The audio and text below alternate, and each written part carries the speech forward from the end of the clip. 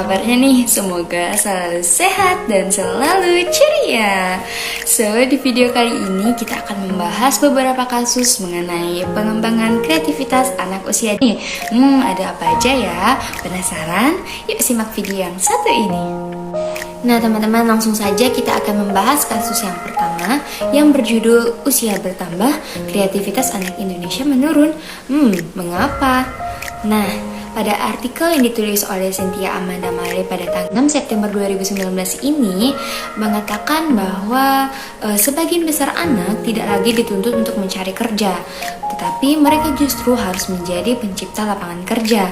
Oleh karena itu, orang tua harus mampu mengoptimalkan kreativitas anak agar anak bisa berinovasi. Sayangnya, pada penelitian ini hanya mengungkapkan bahwa kreativitas anak Indonesia itu menurun seiring bertambahnya usia. Nah teman-teman, ada pun cara mengatasi agar kreativitas anak tidak menurun. Yang pertama, diskusi dengan pertanyaan terbuka.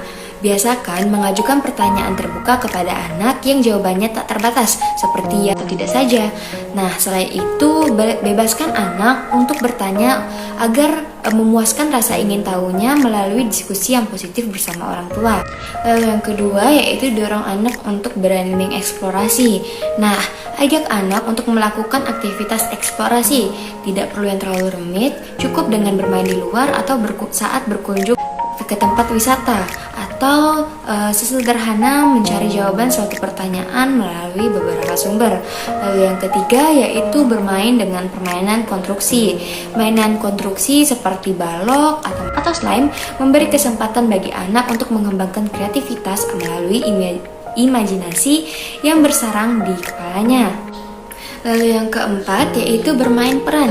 Nah, ajak anak untuk bermain peran atau role play sesuai peran dan imajinasi yang ada di kepala anak.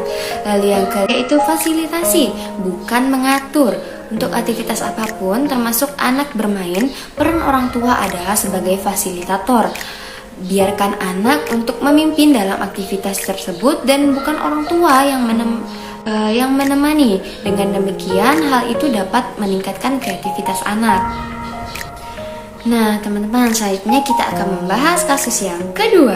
Pada kasus yang kedua ini ada di sebuah artikel yang berjudul Kreativitas dengan Permainan Tradisional yang ditulis oleh Anissa Rahmadani pada tanggal 8 April 2019 di website generasimaju.co.id. Artikel ini mengatakan bahwa melatih kreativitas tidak harus dengan menyediakan alat permainan yang modern dan mahal. Ditambah lagi dengan adanya permainan tradisional, itu dapat meningkatkan kreativitas dan dapat membuat anak agar berinteraksi dengan lingkungan dan teman-temannya. Adapun permainan yang dapat melatih kreativitas anak, yang pertama ada permainan gobak sodor. Nah, permainan gobak sodor ini dikatakan sebagai paket lengkap untuk melatih kecerdasan anak, di mana lewat permainan tradisional ini anak tidak hanya diajarkan untuk melatih kreativitas, tetapi juga bekerja sama dalam tim. Kreativitas anak bisa terbentuk melalui gobak sodor karena dalam permainan ini dituntut untuk mencari strategi agar anak bisa menangani pertandingan. Lalu yang kedua yaitu ada congklak. Permainan tradisional ini dapat membuat anak duduk tenang sambil memikirkan cara agar bisa memenangi permainan ini. Dengan bermain tradisional congklak ini, anak bisa belajar matematika dengan cara tidak langsung. Ia akan belajar menghitung dan membuat strategi agar biji congklaknya tidak sampai jatuh di lumbung yang kosong. Nah, dengan demikian kreativitas anak pun dapat terasah. Dan yang ketiga yaitu permainan petak umpet, di mana pada permainan ini anak diharuskan dapat selamat dari status jaga dan tidak ketahuan bersembunyi di mana. Lalu dengan permainan ini kreativitas anak dituntut, di mana anak belajar membuat strategi di mana ia akan bersembunyi. Lalu yang keempat yaitu bentengan. Melalui permainan bentengan ini, setiap tim memiliki tiang sebagai markasnya yang harus dijaga agar tidak tersentuh oleh tim lawan. Dari sinilah aktivitas anak dituntut. Anak harus mampu bekerja sama dengan tim untuk membuat strategi dalam menjaga benteng sendiri.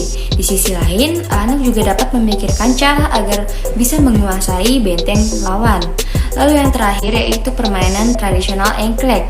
Permainan tradisional ini cocok untuk melatih kreativitas anak karena pada permainan ini mengharuskan anak untuk melewati kotak-kotak hanya dengan satu kaki. Dari sisi motorik, permainan tradisional engklek ini dapat menjadi permainan tradisional dapat meningkatkan keseimbangan dan kecepatan anak.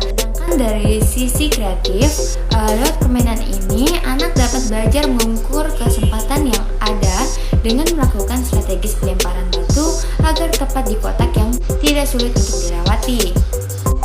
Oke, sekian materi yang dapat saya sampaikan. Saya mohon maaf apabila ada kekurangan dalam penyampaian materi ini.